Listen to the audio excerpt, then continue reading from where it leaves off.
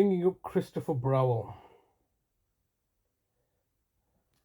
This is the Vodafone voicemail service for 07769247196.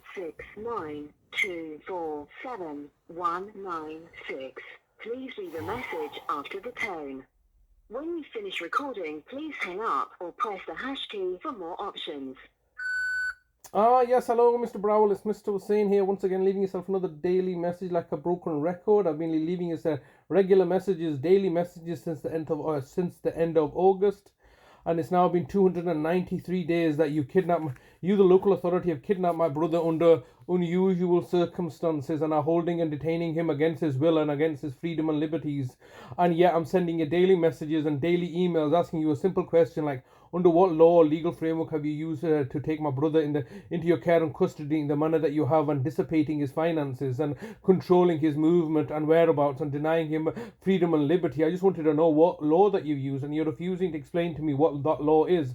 I mean, quite clearly you can see that from our history that when my brother was in my care in 2019, I managed to take him on a holiday abroad for several weeks to Pakistan, which I have not been remunerated for as yet, because you're holding all his money. And that was in towards the end of October 2019 to the mid-December 2019, at a time when you, the local authority, were pursuing litigation action against in my mother's case, and now you're all compartmentalizing it, saying we don't know what's going on, when the reality is that your senior supervisors, the health and well-being directors and the chief executive, and no doubt that all the councillors know exactly what's going on. You can't simply state that you do not know, where you're so big and you don't, the left hand doesn't know what the right hand's doing, when you're clearly taking a coordinated effort to target and victimize me and my brother and our family by commissioning the services of numerous so-called independent institutions, but in reality all working collectively,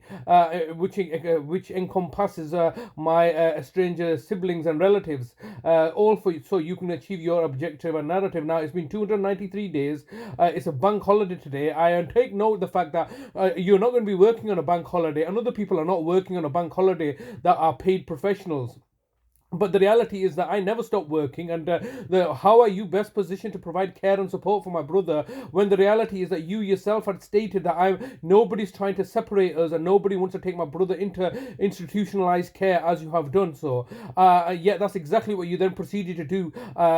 It's simply unacceptable that the fact that you guys can go on holiday and get paid to commit acts of villainy and tyranny against vulnerable, weak and vulnerable people such as my brother and myself, particularly my brother, whose rights have been clearly violated. You basically instructed the police to come to my house and arrest me on the 8th of August 2023 on false pretenses and false charges, so that you could look to maintain your narrative. You come into the house and stolen his passports and are continuing to hold him in captivity in this manner, which has then subsequently resulted in the care home being taken away, which is now costed out to you £350 million on a daily charge of £1 million a day, because of the villainy and tyranny that you're committing against me and my family. So here we are, 293 days later, the police are indefinitely now going to continue a police investigation indefinitely, so you can continue to dissipate my brother's costs.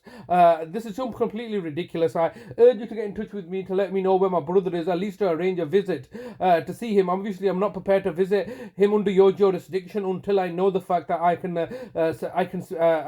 the fact that what legal framework you've used to take my brother in the manner that you have done so. So it's completely unacceptable for you to ignore me in the manner that you are. You're clearly commissioning the services of Adalat. You're clearly commissioning the services of my sister Shaida, who works for you, who's your council tenant, and who was instrumental in murdering our mother.